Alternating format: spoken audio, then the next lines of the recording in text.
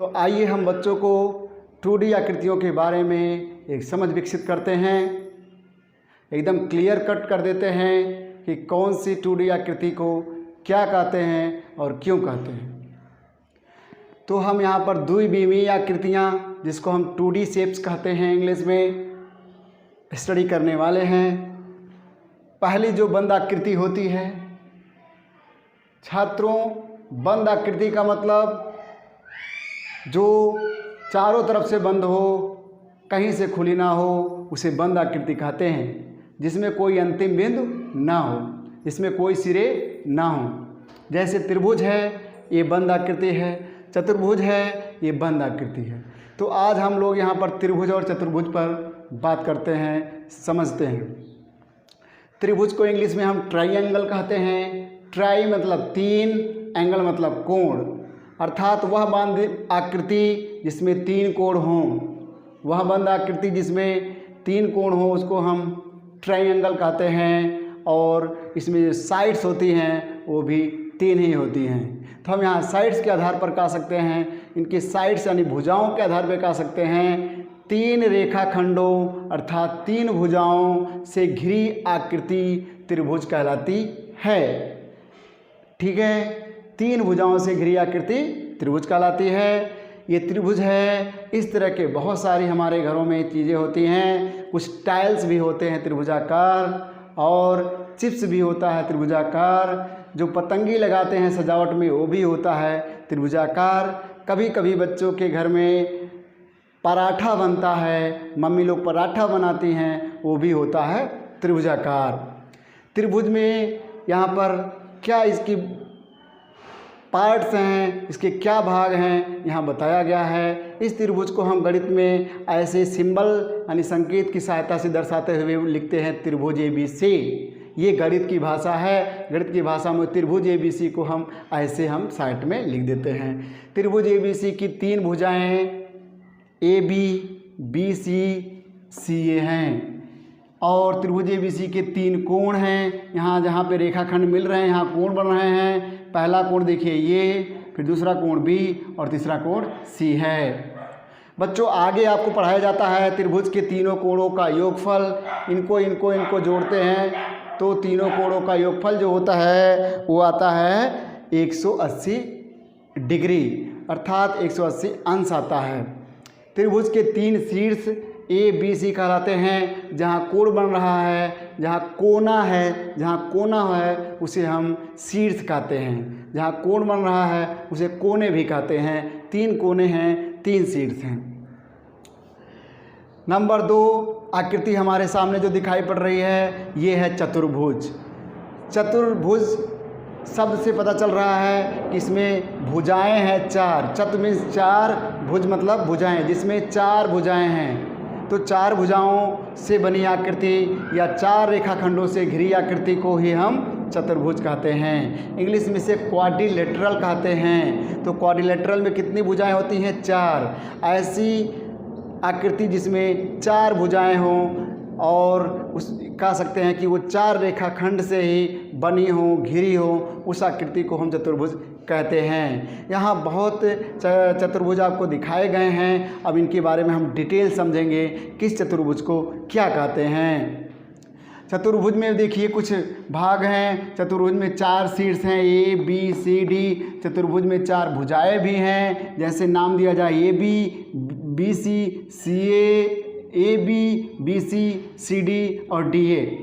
तो इसमें चार भुजाएं हैं बेटा, AB, BC, CD और DA। सब जगह ऐसे भुजाएं बोल सकते हैं। इसमें चार कोण भी हैं, जैसे यहाँ पे कोण A, एक कोण यहाँ है कोण A, एक कोण यहाँ है कोण B, ये कोण यहाँ है कोण C, यहाँ चौथा कोण है कोण D। तो यहाँ चार कोण हैं। और बहुत इम्पॉर्टेंट ये यहाँ पे लाइन लिखी गई है, चतुर्भुज के चारों कोणों का योगफल कितना होता है? 360 डिग्री होता है। तो ये पेट एग्जाम में भी पूछा जा सकता है कि त्रिभुज के तीनों कोण का योगफल क्या होता है? 180 अंश।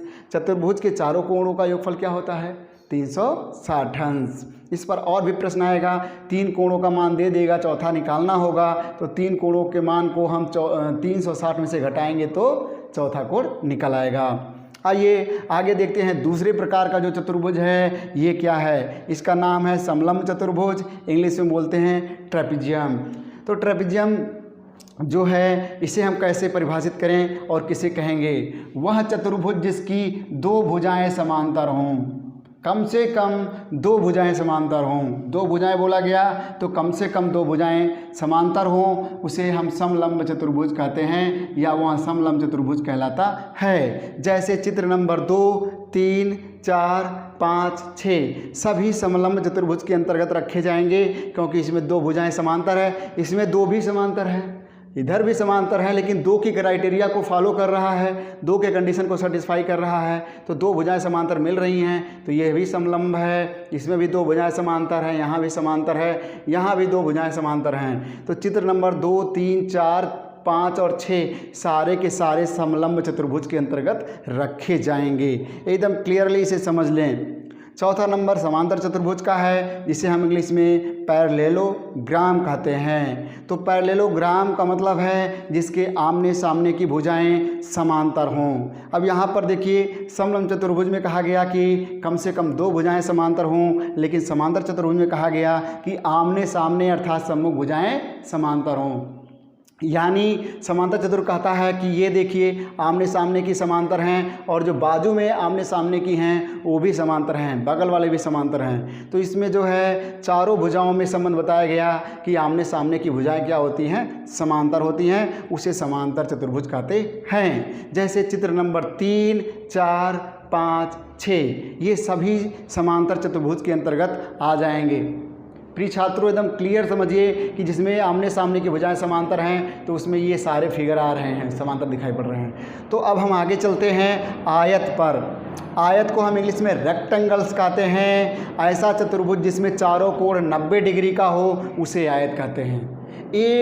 एकदम स्टैंडर्ड डेफिनेशन को लर्न कर लें। और rectangle is the quadrilateral whose each and every angle is of 90 degree. ऐसा चतुर्भुज जिसके सभी कोण 90 डिग्री को हों उसे आयत कहेंगे। तो 90 डिग्री देखिए इसमें पड़ता है जिसमें लंबाई चौड़ाई अलग अलग है। इसमें जो है ये भुजा ज़्यादा है, ये भुजा कम दिखाई पड़ रही है, लेकिन 90 अंश यहाँ पर मुड़ा हुआ है तो ये भी आयत है।